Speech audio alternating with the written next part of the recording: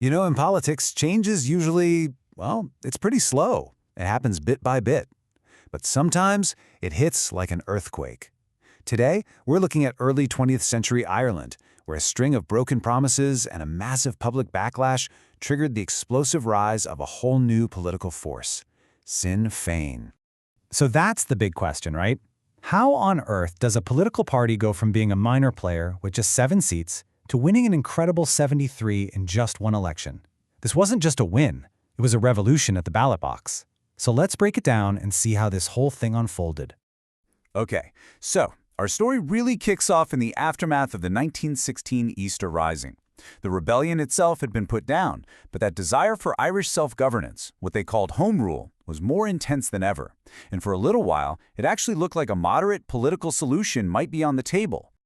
Right after the Rising, the British government was scrambling to find a way forward. The Prime Minister, David Lloyd George, gets the key players in a room. You've got John Redmond leading the moderate Irish nationalists, and Edward Carson, the head of the Ulster Unionists. And the deal they managed to hammer out was called the Heads of Agreement. It was a really fragile attempt to keep the peace. And here's where it gets tricky. To get this deal done, Lloyd George basically plays both sides. He tells each side exactly what they want to hear.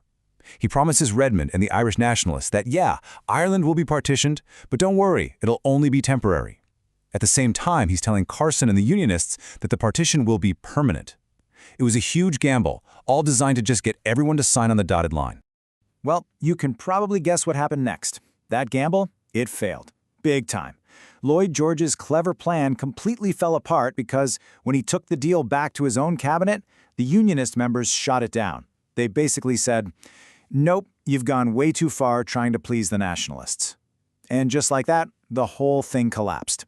And this is the absolute key takeaway here. The collapse of these talks did way more than just kill one deal. It completely shattered people's faith in politics, in moderation. It was like handing a megaphone to the extremists, who could now stand up and say, "See, we told you so. Politics will never work. The only way to get independence is to fight for it." So, if those failed talks opened up a crack in the political system, what the British government did next, well, that just blew the whole thing wide open. These weren't just small mistakes. These were moves that managed to turn a huge part of the Irish population against them. Let's just walk through this timeline of, frankly, total blunders.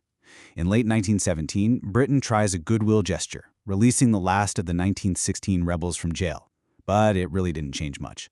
And then, the big one. In a move that just shows how badly they misread the entire country, they tried to extend military conscription for World War I to Ireland. This one decision was an absolute disaster.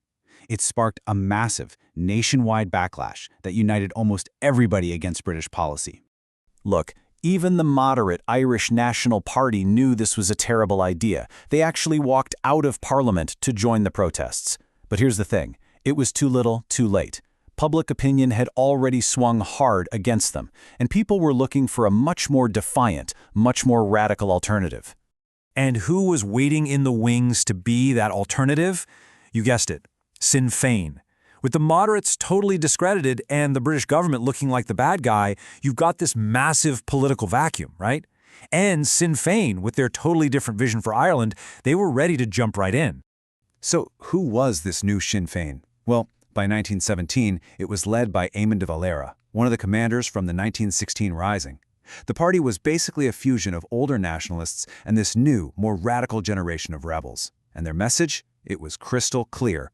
No more deals, complete separation from Britain, and they wouldn't even show up to any more British-led talks about Ireland's future. And look, this wasn't just a bunch of angry speeches. This was serious, on-the-ground organization. By 1917, Sinn Fein had set up 1,200 local clubs all across Ireland. Just think about that for a second. This was a true grassroots network being built from the bottom up in towns and villages everywhere. And all those clubs? Well, they added up. By the end of that same year, Sinn Fein had 250,000 members. That's 250,000 people. I mean, wow. This shows you just how huge the shift in public support was. They went from a fringe group to a massive national movement. And this was all before the election even happened. Okay, so all of this, the broken promises, the government blunders, the grassroots organizing, it's all leading to one moment, the climax of our story, the 1918 general election. This was when all that anger and all that new organization would finally be put to the test. And this quote from their election manifesto, it just says everything you need to know. They were basically saying, a vote for us isn't just a vote for a party. It's a vote for the nation. It's a vote to finish what was started in 1916, a vote for independence, period. And when those votes were finally counted, well, the only way to describe it is a political earthquake. Just look at these numbers. The scale of this thing is just staggering. The Irish Nationalist Party, the party that had dominated Irish politics for decades, was practically wiped off the map. From 68 seats down to just 6. Unbelievable. And Sinn Fein? They shot up from 7 seats to a jaw-dropping 73. So there's your answer to the question we started with. The people had spoken, and they had voted for a revolution. But here's the thing. Winning the election, that was just step one. What Sinn Fein did next was the really radical part. They weren't interested in playing by the old rules. They were about to tear up the old rule book and write a brand new one. So what did they do? They created their own parliament. They called it Dáil Éireann, pronounced Doyle Éireann, which just means the Assembly of Ireland. And let's be clear, this wasn't some debating society. This was the foundation of a new rival government. And they didn't waste any time. First, they refused to go to London to take their seats at Westminster. Instead, they set up their own assembly right in Dublin. And from there, they proclaimed the entire island of Ireland an independent republic and elected Eamon de Valera as its president. They weren't asking for independence anymore. They were declaring it. And you can't have a new republic without an army to defend it, right? So the party's military wing, the Irish Volunteers, was officially reorganized and renamed. They became the Irish Republican Army, the IRA, and their mission was simple: fight for this new republic. The stage was now set for conflict.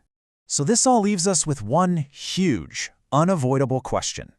You now have 2 governments, one in London, one in Dublin, and both are claiming to be the one and only legitimate authority over Ireland. So when a new power rises up and makes that claim, what happens next? And as history was about to show, the answer was war.